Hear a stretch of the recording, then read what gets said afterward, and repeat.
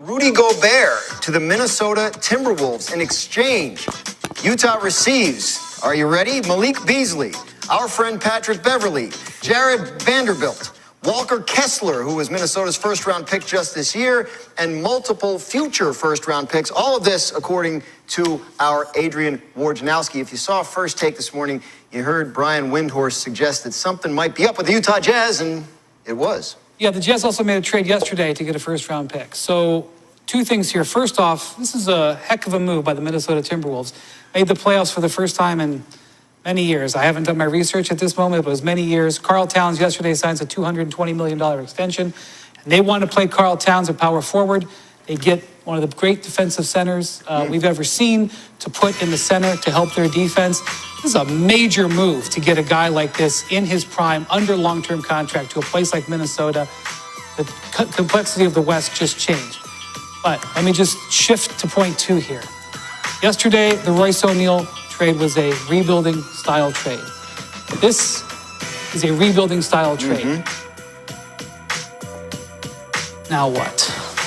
I'll tell you now what. I mean, let's just lay it out there.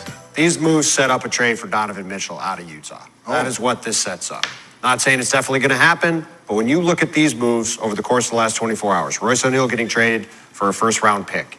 The Utah Jazz now trading Rudy Gobert, their franchise center, for essentially a bunch of contracts and a bunch of picks.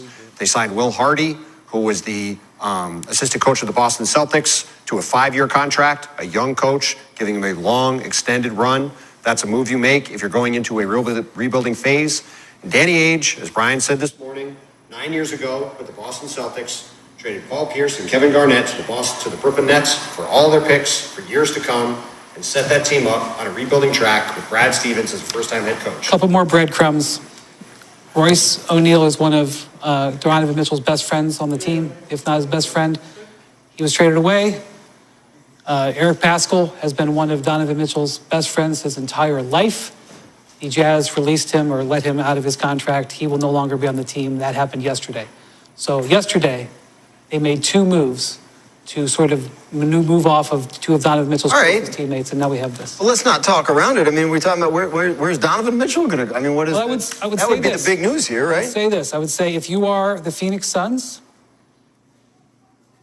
you're going to call the Jazz, say, can we offer you a whole bunch of stuff to get Donovan Mitchell? And on the other line, you're going to call the Brooklyn Nets, say, how do you feel about Donovan Mitchell? Now, they're going to have competition for it, and this is if even the Jazz are doing this. That move yesterday telegraphed to the league that a big breakup was coming. So now the Jazz, we're going to have to see whether this is a partial breakup or a full breakup. But if you're in Utah and you have a brand new president, you have a brand new coach, and you just traded your all-star, it doesn't make much sense to do a half-measure full rebuild. How do you think this plays out, Tim? I mean, look, Donovan Mitchell is a young star. He's on a long-term contract. You could argue the Jazz could try to rebuild around him. At the same time, they're in a small market. He's got 2 or 3 years to go on his deal. And as Brian said, every single move that's happened over the past few weeks with the Utah Jazz would seem to indicate they're going to tear this thing down to the studs. And if they do that, that means they're trading Donovan Mitchell at some point here in the future.